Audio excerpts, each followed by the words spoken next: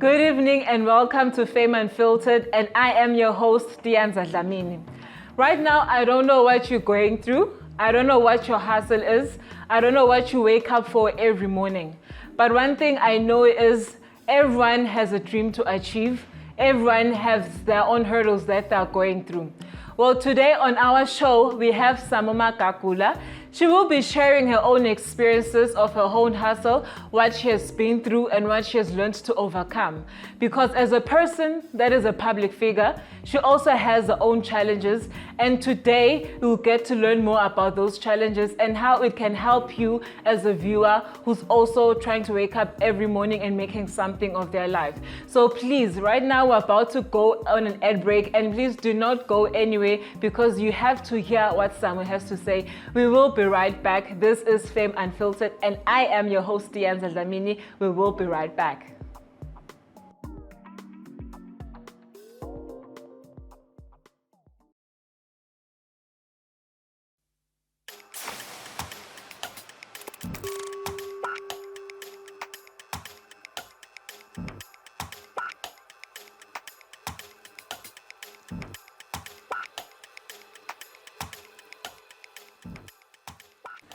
Thank you for joining us. My name is Dianza Dlamini and you are watching Fame Unfiltered.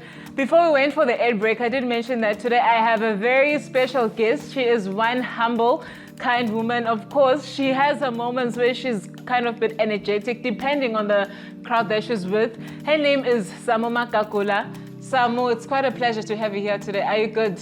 I am very good, Dianza. Yeah. Thank you for having me. Yeah, that's a pleasure, yeah. Samu, who is Samu? Just tell us more about your background, your upbringing. Wow, okay. Who's Samu Magagula? That question. Yeah, I know that question, yes. Okay, basically, I come from a basic or normal setup of a background from home. Mom, dad.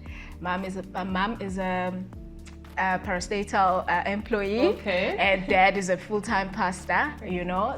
I'm a PK. So I'm a PK. Yes. And yeah, basically I come from a very humble background, as you've already mentioned, but of course I am very energetic. Yes, when you can, when you want to. Yes, when I have, and in fact when I have to as well. So yes, that's Samu, Joseph mentioned, because you're a PK child and I'm also in the same field, you know. Growing up, did you ever feel as if you have to keep up to that standard and live a certain way lifestyle? Just remember that, you know, it's like my dad is a pastor. Have you ever had a pressure of that? Yes, all the time. How did you handle, what kind of situation have you ever been in where you had to remind yourself? Because I know myself, whenever I'd go out with friends, you know, I have to check my surroundings and see if doesn't it affect the image, you know, of my dad that is a pastor. What instances have you found yourself in? My modeling. Your modeling. Career. I know. It always interdicted. Yeah. The fact that I always had to now think about the part when, okay, now it's time for you guys to wear bikinis. Exactly. Now I always have to think, okay, do I have something to cover the bikini with? Because I know by the time my dad sees this, it's going to be trouble. Exactly.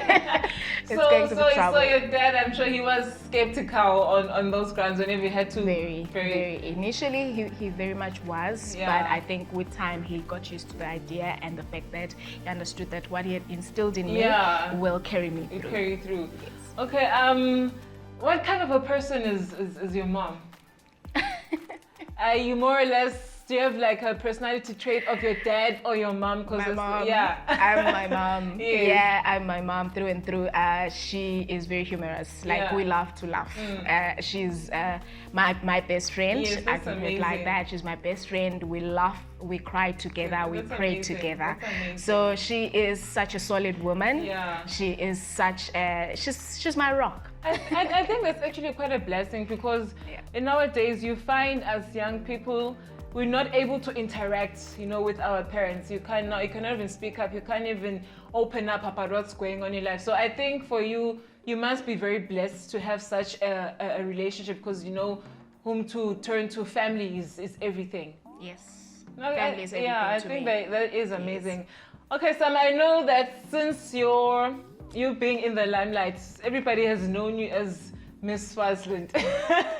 Do you still have that tag following you everywhere you go? Yes, 30 years later. Yeah. How was that experience actually?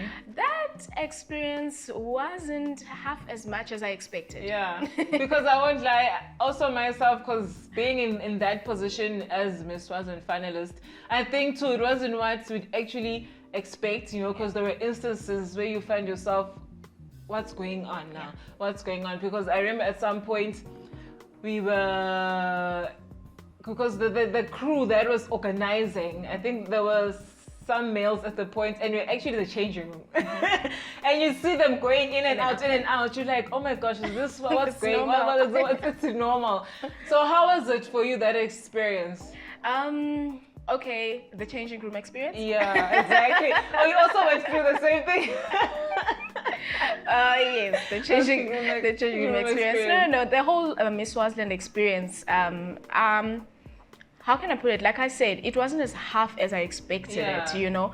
And I think at the back of my head, I already knew what the Miss Swaziland brand was going through. Exactly. So me going in there, my expectations were quite managed, if I can just put it like that. They were managed, and yes, I did realize that there were so many males in the organizing team, or maybe the directors and everything. But at the same time, I felt that, okay,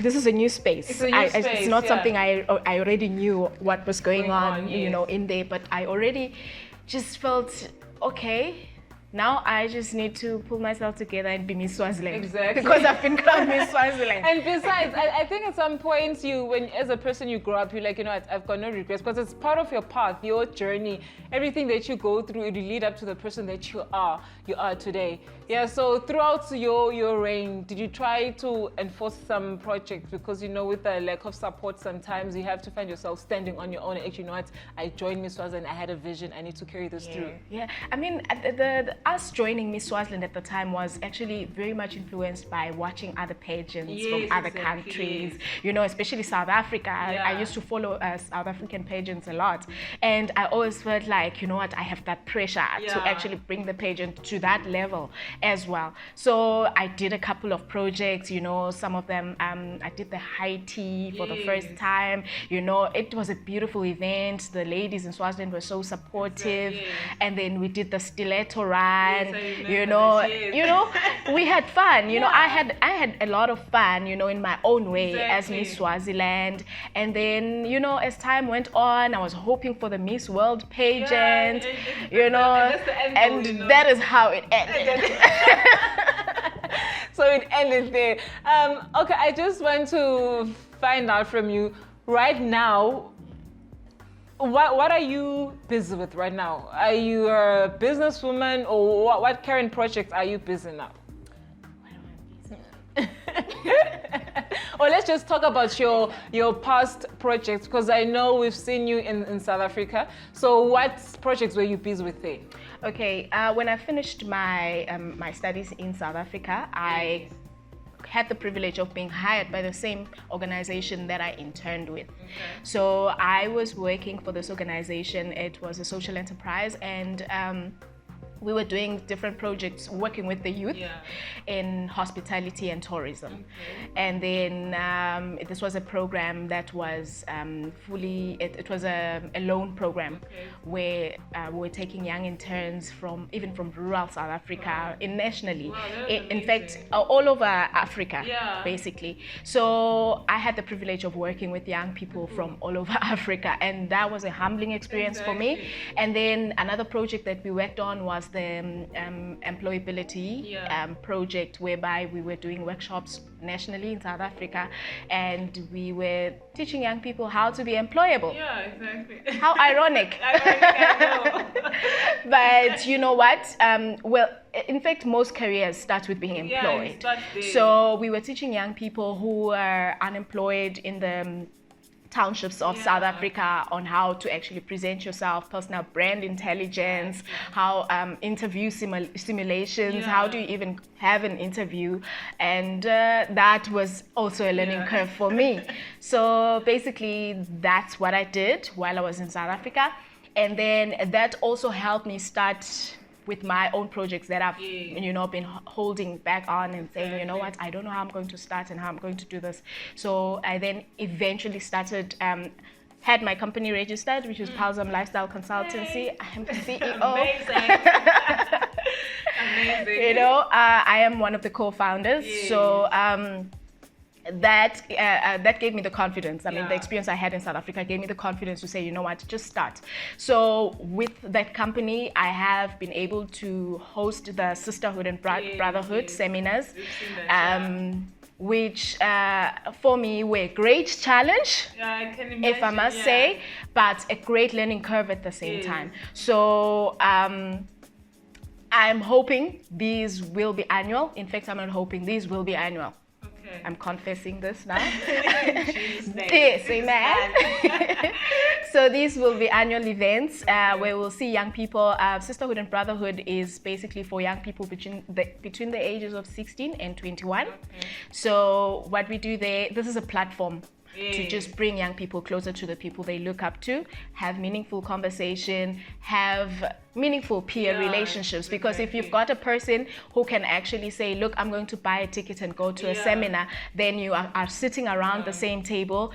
Definitely some good relationships can come out of that. Okay, thank you, Samu. Viewers at home, just gonna go for a quick ad break, and as you've seen, we're having an amazing time with Samu. So please make sure that you do not move wherever you are, because we will be right back right after the break.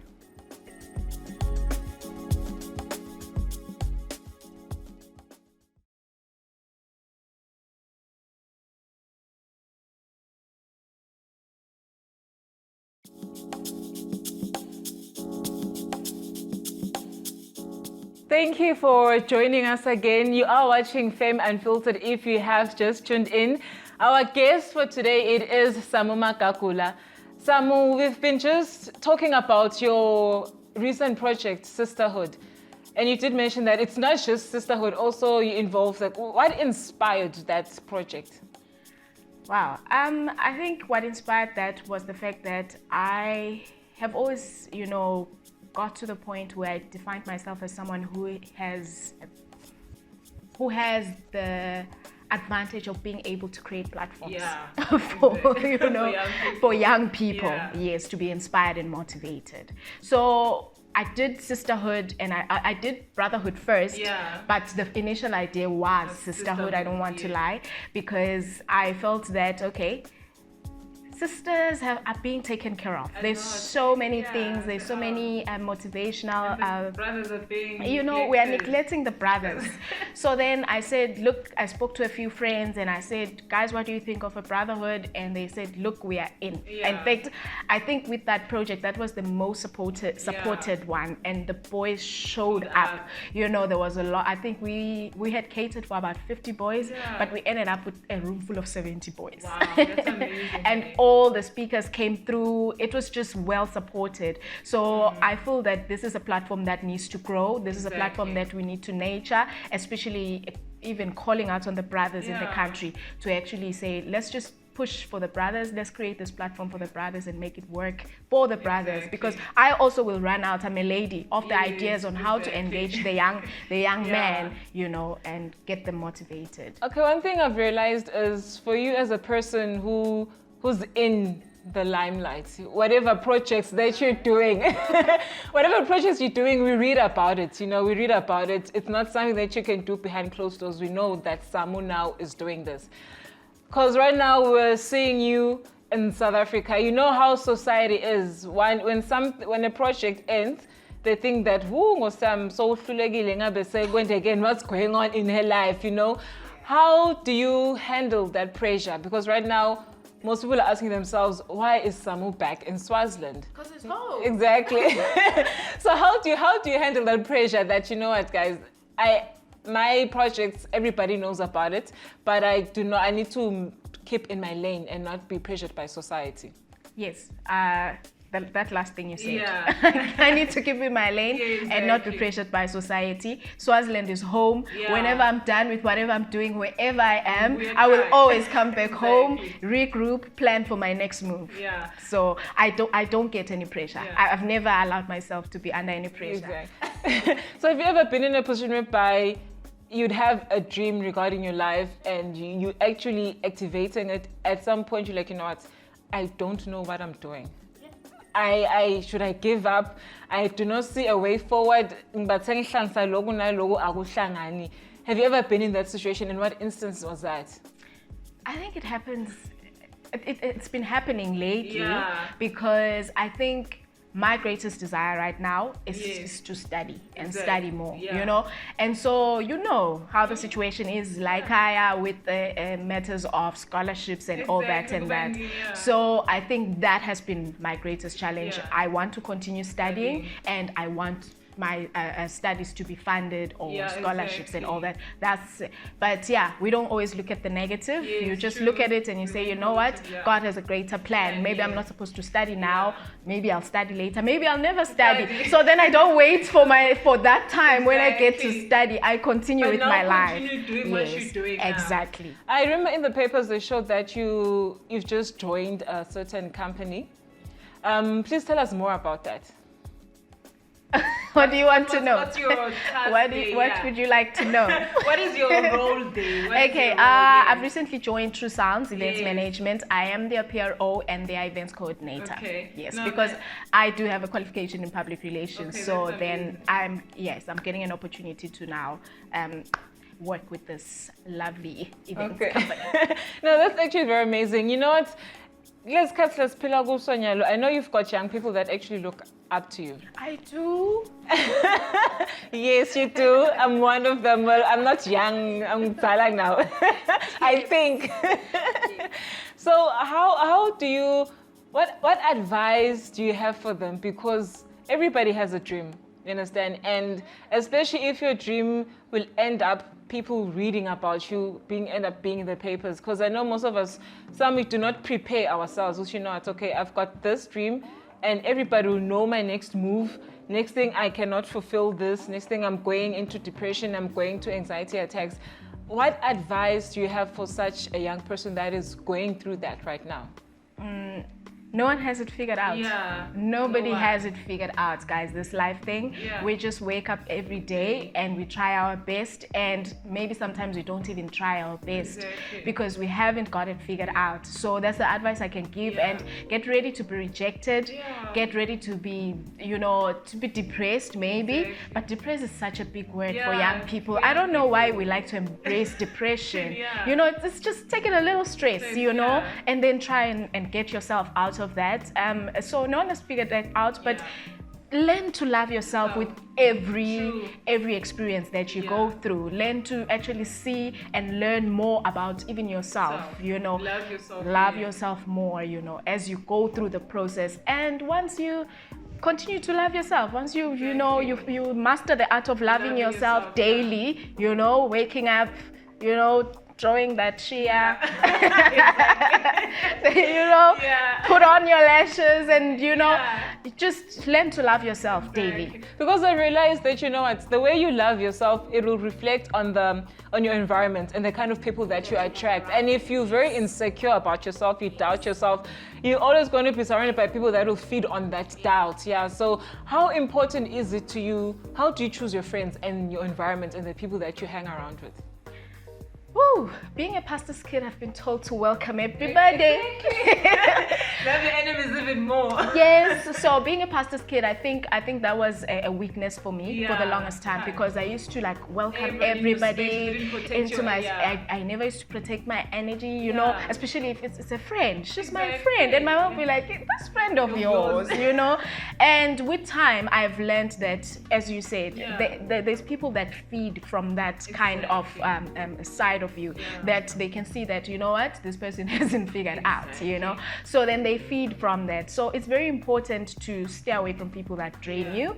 Honestly, you do not need that in your life. The moment you are in someone's space and when you come out of that space, you do not feel the same or even better, you know, get out of there. Honestly, you have nothing to lose. Exactly, because I think, it's important to be conscious of the people that you keep around, especially if you're going to wake up one morning, you meet with a certain crowd, you need to be conscious, okay, is my energy level high or down? Because that will tell that, you know, that is not the crowd for me. They won't even add any value to me.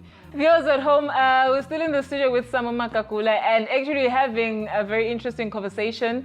And she's just mentioned that learn to protect your space and your energy and be selective of the people that you keep in your space and environment. Right now, we're going to go for a quick ad break, and please, we will be right back, and do not move.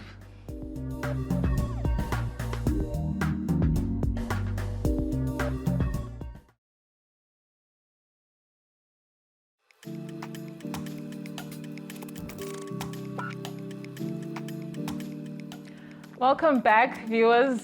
This is Fame Unfiltered, and I am your host, Eswatini. And in the studio, we have Samu Magagula. And before the ad break, we're talking about being selective about the people that you keep and actually protecting your environment. For young people out there, that because the moment you start on your career, there's that pressure that you're not, I'm starting a business. Be independent, and you find that people that make immature decisions because of that, they want to be seen that I'm progressing. What advice do you have for such people that are in that space that, you know, there's no need to rush? Because people, they just need to learn to accept the pace that they're in. That kind of pressure, vele sitifaka thina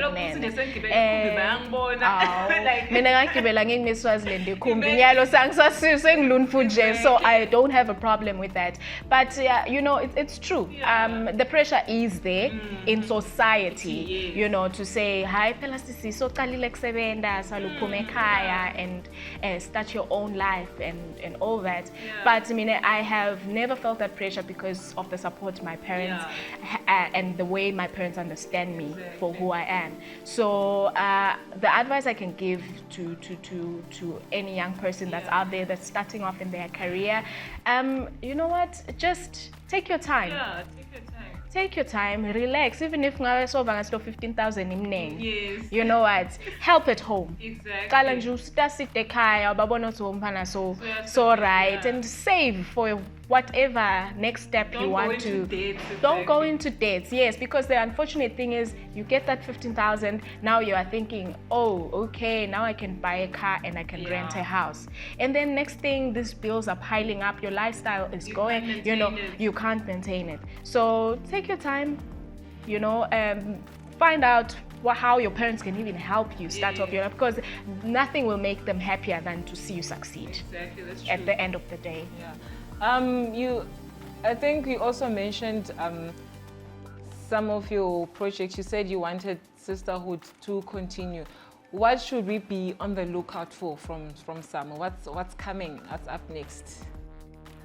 Oh, it's still in the pipeline. It's in the pipeline. Yeah. It's in the pipeline. But it's still is it along the lines of empowering young people? Yes, sisterhood and brotherhood will forever live.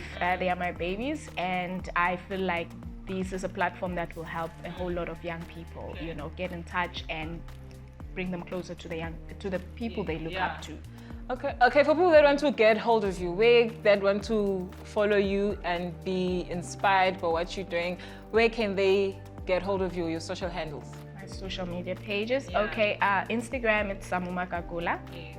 That's me, and you can follow our Palsam Lifestyle page as well. And then on Twitter. When I created Twitter, I was still a youngster. So the handle I got is a bit funny, but it's Summer5Me.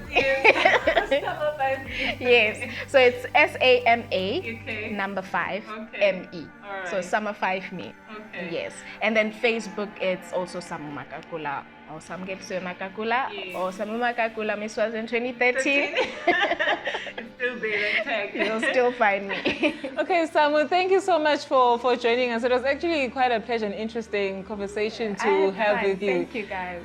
Viewers at home, that was Samu Magagula.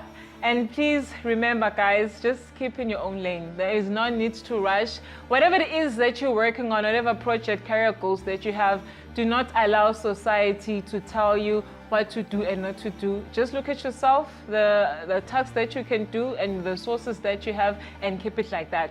This is Fame Unfiltered, and I am your host, Dianza Dlamini. Until next time, good night.